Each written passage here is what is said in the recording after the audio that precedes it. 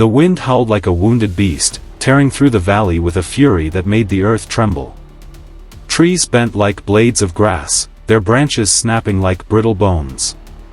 The sky was a churning nightmare of black and gray, and the rain fell in sheets, drowning the world beneath its weight. And yet, amidst the chaos, one tree stood unbroken. An ancient oak, its roots buried deep in the heart of the land, its trunk scarred by 100 storms before this one. It swayed, yes, groaned under the assault, but it did not fall. It refused to fall. And as the tempest raged on, something miraculous happened. Briarwood had always been a town of quiet endurance. Nestled between rolling hills and dense forests, its people were used to hardship, droughts that cracked the earth, winters that bit deep into the bone, and storms that tested their will. But this storm was different. Hurricane Valor wasn't just wind and rain, it was an omen. A reckoning. By midnight, the town had lost power. The river swelled over its banks, swallowing Main Street. The church bell, which hadn't rung in years, clanged wildly before being ripped from its tower. And then, silence. The eye of the storm. In that eerie calm, old Jeremiah Carter stepped onto his porch, his bones aching with the weight of 83 years. He squinted through the rain-streaked darkness, his breath catching when he saw it. The oak. Still standing. His granddaughter, Emily, stumbled out beside him, her small fingers gripping his arm. "Grandpa, how?" Jeremiah didn't answer. He couldn't. Because in that moment, he remembered. Years ago, when Jeremiah was just a boy, his own grandfather had told him the story.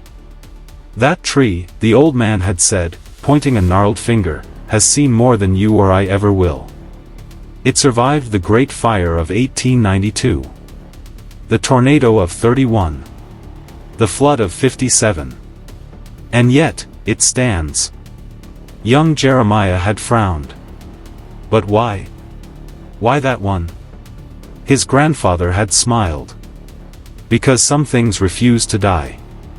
Now, standing in the wreckage of Hurricane Valor, Jeremiah finally understood. As dawn broke, the people of Briarwood emerged from their shelters, their faces hollow with exhaustion. They gathered around the oak, their whispers weaving into the wind. "It's a miracle. It's a sign. It's cursed." Emily, ever curious, pressed her palm against the bark. A shiver ran through her, not from the cold, but from something deeper. Something alive. Then she saw it. Carved into the wood, nearly grown over by time, were initials. JC plus M.R.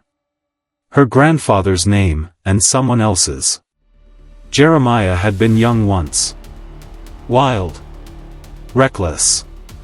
And in love. Margaret Rose was her name, Mar, the daughter of the town's only doctor. She had been fierce, like the storms she loved to chase. One day, she had told Jeremiah, "I'll stand in the middle of a hurricane and laugh at it." But storms have a way of changing things.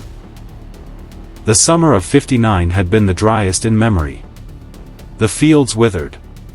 Tempers flared. And then, lightning. A single strike. The fire swallowed Margaret's house before anyone could stop it.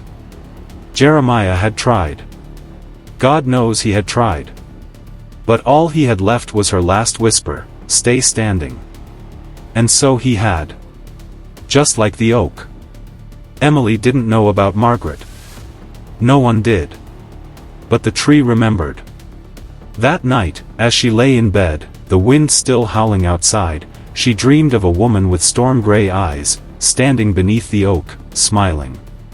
"Tell him I'm still here," the woman whispered. Emily woke with a start. And then, a crack of thunder. The storm wasn't over. The second wave of the hurricane hit harder than the first. Roofs tore free. Windows shattered. The oak's remaining branches whipped like desperate hands. Jeremiah stood at his window, watching. He should have been afraid. But all he felt was peace. Because for the first time in 60 years, he wasn't alone. Margaret was there. In the wind. In the rain. In the tree that refused to fall. Emily screamed as the front porch collapsed. "Grandpa! We have to go." But Jeremiah didn't move. Instead, he walked outside, into the storm. Emily chased after him, the rain stinging her skin. "Grandpa, no." But he wasn't listening. He reached the oak, placed his hands on its trunk, and closed his eyes. And then, a whisper. "I'm still here." The wind died.